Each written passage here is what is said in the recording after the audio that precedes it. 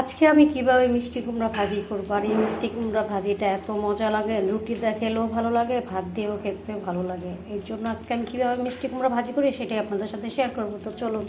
তো প্রথমে আমি একটু তেল দিয়ে দিলাম। মিষ্টি কুমড়া তেল কম দেওয়াই ভালো, কারণ মিষ্টি কুমড়াতে এত তেল লাগে না। তো আমি এখানে প্রথমে মিষ্টি কুমড়া তেল কম দিয়ে দিলাম। তারপরে দিব কয়েকটা শুকনো মরিচ টুকরা করে রাখছি, সেগুলো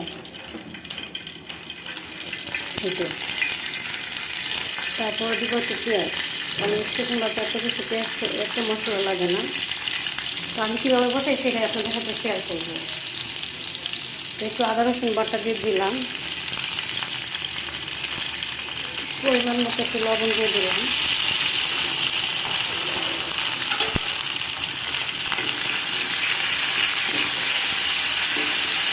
ভালো মতন একটু কষাই নেব। ভাজা ভাজা আদা রসুনের গন্ধটা যাতে না থাকে। তারপরে মিষ্টি কুমড়োটা মাশাআল্লাহ দেখতে যে সুন্দর দেখছেন, কী কালার, মাশাআল্লাহ। মানে খাইতেও খুবই মজা লাগে, টেস্ট হবে। তো এই তো আমার মশলাটা ভাজা ভাজা হয়ে গেছে। তারপর আমি অল্প একটু হলুদ দিব, বেশ কালারটা আসার জন্য। এই অল্প একটু হলুদ, তারপর অল্প একটু মরিচের গুঁড়া দিব। আর এইভাবে রান্না করি, একটু মরিচের গুঁড়া দিয়ে দিলাম। তারপরে এটাই যে এখানে লাড়াচাড়া দিয়ে, তারপরে এখানে দিয়ে রাখা কেটে রাখা মিষ্টি কুমড়াটা দিয়ে দেবো।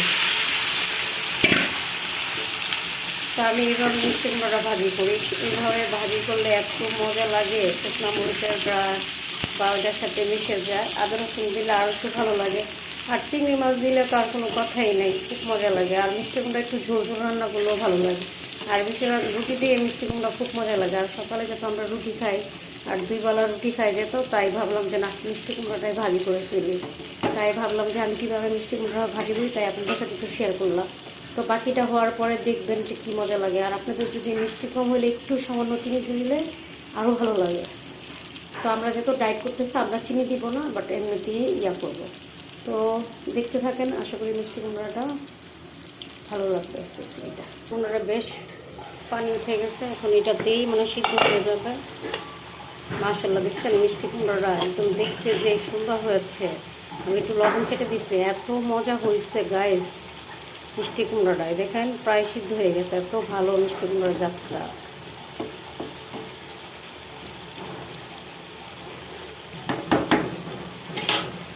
মাশাআল্লাহ মাশাআল্লাহ বলতে ভুলেন না, এত সুন্দর হয়েছে কালারটা, আর এত সুন্দর লাগতেছে মাশাআল্লাহ। তো এই তো আমার মিষ্টি কুমড়া ভাজি হয়ে গেছে অনেক সুন্দর করে। ভাগ্যিস আমার বাসায় ধইনা পাতা নেই, তাই দিতে পারলাম না, তাহলে দিলে আর একটু মজা হইতো। তাই এই যে দেখেন সিদ্ধ হয়ে গেছে, বুঝছেন। আর আমার মিষ্টি কুমড়া ভাজি কিন্তু গলে যায় না। অনেক মানুষে বলে মিষ্টি কুমড়া ভাজি বলে যায়, আমারটা কেন আস্থা থাকে।